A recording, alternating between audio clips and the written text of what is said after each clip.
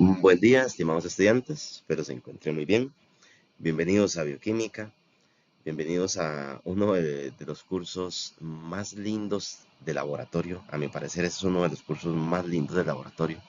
Ustedes disfrutan mucho, hay mucho trabajo, pero se disfruta mucho, mucho en el laboratorio. Quiero darles la bienvenida a Bioquímica, al curso teórico, al curso de laboratorio. Espero lo disfruten mucho. Aquí van a hacer queso, van a hacer cremas, van a utilizar muchos análisis que se hacen en lo que son servicio alimenticio de laboratorio, control de calidad de laboratorio de alimentos. Y en cuanto a lo que es el curso teórico, no les voy a mentir, es un curso que requiere mucho estudio. Es el curso más teórico de todo el bloque a mi parecer. Ahí me disculpan, ando un poquito afectado la garganta. Pero espero les sea de mucho provecho. Vamos a ver como les digo, muchos análisis de laboratorio que se utilizan en control de calidad de la industria alimentaria. Entonces, aprovechenlo al máximo. En cuanto a las presentaciones que ustedes van a ver acá, van a ser presentaciones que trataremos de ser lo más simplificado posible. ¿Por qué? Porque se llega a ser aburrido y, como les digo, bioquímica es un curso muy teórico. ¿De acuerdo? Entonces es importante que ustedes estudien del manual del laboratorio y que estas presentaciones y videos los utilicen más como una guía, ¿de acuerdo? Entonces para que lo tomen en cuenta porque de verdad es un curso muy teórico. Bueno, arrancamos con el agua. Muchos de ustedes o la mayoría de ustedes saben la gran versatilidad que tiene el agua, características únicas como la tensión superficial, como el hecho de que el sólido comprenda una densidad menor que el líquido. Son factores que hacen que el agua eh, tenga condiciones especiales con respecto a otros compuestos químicos, porque el agua no deja de ser un compuesto químico. Bueno, dentro de lo que es la composición del agua, esta es una imagen que refleja mucho parte de las características y funciones que comprende el agua. 75% de composición del cerebro, aparte de que sabemos que el cuerpo está formado alrededor también de 75% de agua. Humedece lo que es el oxígeno que respiramos, amortigua articulaciones. Aquí voy a mencionar algunas, pero es importante, ¿verdad? Como les digo, que ustedes utilicen estas presentaciones como una guía.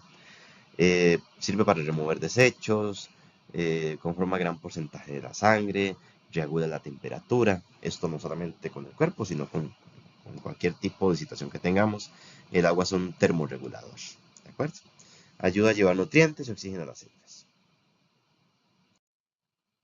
La estructura del agua, con un ángulo de enlace de 104.5, cuando lo normal es que para este tipo de estructuras el ángulo de enlace sea de 120 o de 109.5. Entonces estamos observando que el agua comprende unos ángulos de enlace que también nos hacen particularmente distintos a lo que son otro tipo de ángulos de enlace en sus estructuras, ¿verdad? Luego, vean que la unión de estos ángulos, o perdón, de estas estructuras del agua, cuando se juntan moléculas de hidrógeno y oxígeno, se forman enlaces muy fuertes, ¿de acuerdo? Esos enlaces llevan el nombre de puentes de hidrógeno. Entonces, es importante también que ustedes manejen esa terminología. Más propiedades del agua, como las que vimos en la imagen anterior. eh, Acción disolvente, sabemos que es conocido como el disolvente universal. Gran calor específico, elevada fuerza de adhesión. ¿Qué significa eso? La capilaridad. Han notado de que ustedes, por ejemplo, ponen en un vaso de agua una servilleta y el agua comienza a subir o, o, o absorber, digamos, lo que es esa servilleta. Y eso es como un ejemplo más o menos típico de lo que sería la capilaridad. Eh, Elevado calor de vaporización. Esto al romperse los puentes de hidrógeno. Recuerden que como son enlaces fuertes, entonces se necesita de mucha temperatura, de mucho calor para poder generar vaporización y romper esos enlaces. Y la tensión superficial, que es lo que les decía al principio, que esto cuando han visto que un zancudo se para o se posa, digamos, sobre la superficie del agua, genera como una superficie donde genera una capa y ciertos insectos o animales pueden aprovechar, digamos, esa condición para postrarse o pararse sobre el agua. Más funciones del agua. Sirve para reacciones metabólicas de nuestro organismo, amortiguador, transporte de sustancias, lubricante, circulación sanguínea, flexibilidad de tejidos, entre otras que se encuentran acá en la imagen para que ustedes le peguen un ojito. Luego, en cuanto a su ionización, es importante saber que el agua, al estar formado por dos moléculas de hidrógeno y una de oxígeno, cuando se disocia, genera lo que son una concentración de iones hidronio y una concentración de iones hidroxilo. La suma de estas dos concentraciones generan lo que es un pH de 14, ¿de acuerdo?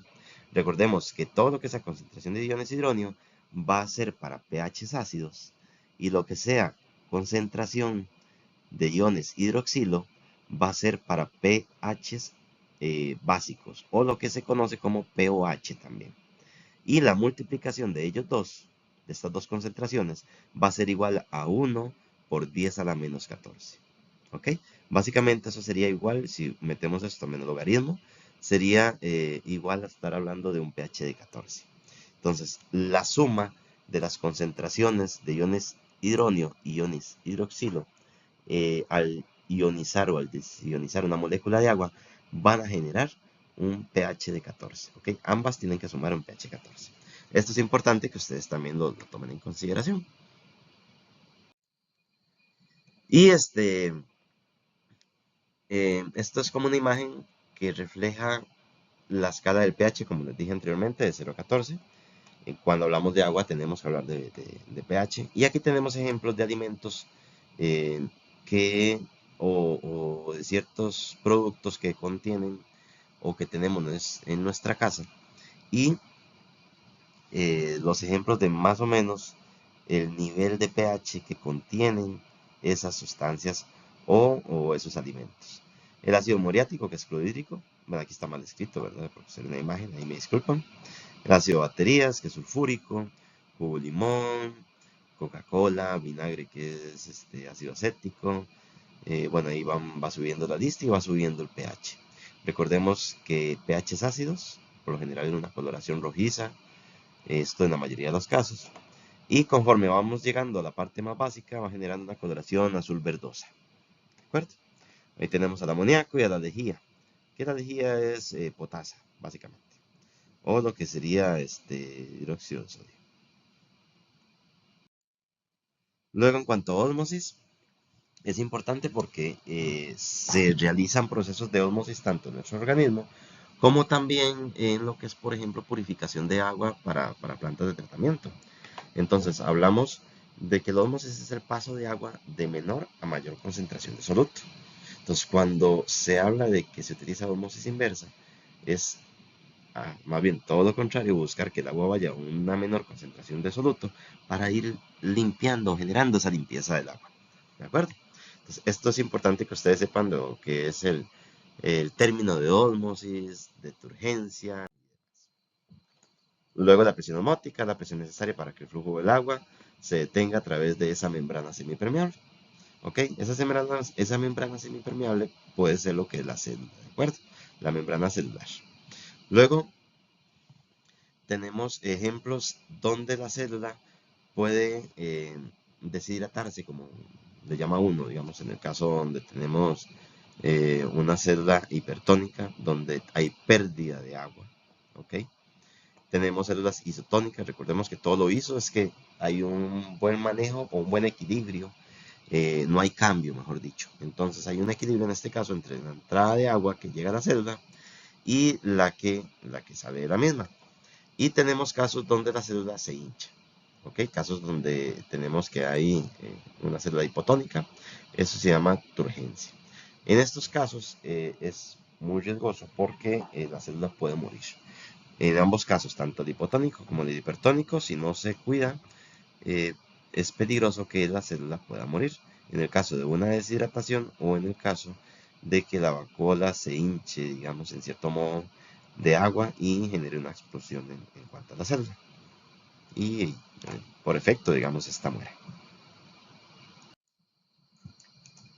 Luego la difusión es, bueno, un proceso también que ocurre en nuestro organismo y que el agua es partícipe de. Entonces, la distribución homogénea de moléculas apolares. Recordemos que moléculas apolares significa que no son polares. Y, o de bajo peso molecular a través de todo el seno del agua. ¿Ok? Estos son términos que ustedes los van reforzando ahí en la teoría. Los comento porque no es que vayamos a hacer exactamente algún experimento sobre esto, pero es importante porque es parte, digamos, de las funciones que cumple el agua dentro de nuestro organismo. La diálisis, muchos han escuchado del proceso de diálisis en lo que son hospitales y demás. Esto tiene cierto parecido y, digamos, el agua es partícipe, ¿verdad? Eh, y puede, como les digo, verse reflejado en lo que sería, digamos, una diálisis para poder purificar la sangre de nuestro organismo. Bueno, es el paso de moléculas de soluto según el tamaño a través de una membrana con poros de tamaño específico. ¿Ok? Entonces tenemos una membrana y nosotros generamos un poro para que pase exclusivamente cierto tamaño de partícula específico. ¿Ok? Luego, poco más del agua, en lo que son las sales minerales. Aquí hablamos de los bioelementos, que es un tema que es parte de esta semana, que tiene que ver con todo lo que son ciertos minerales y elementos que son necesarios para nuestro organismo, para que se produzcan de una manera adecuada todas las reacciones químicas que ocurren en nuestro metabolismo. ¿De acuerdo? Y parte del agua es el ciclo del agua. Aquí con esta diapositiva terminamos, digamos, lo que son ciertas características importantes del agua. El agua llega a los océanos, balsas, lagos. Con la temperatura se evapora, llega a las nubes, genera precipitación, se da ahí una filtración y luego, bueno, con las precipitaciones vuelve a caer el agua. En estos momentos se da ahí una filtración en los suelos, se purifican los suelos, se mineralizan los suelos, los lagos, todo esto genera también beneficio para lo que son zonas boscosas y demás. Y bueno, es parte de toda la singularidad que tiene el agua, de todo lo extraordinario que tiene el agua. Y espero, bueno, como les dije, lo hicimos muy cortito para que no se haga aburrido. Y ahí repasen mucho lo que es la parte teórica del curso de bioquímica. Y un saludo, nos estamos viendo.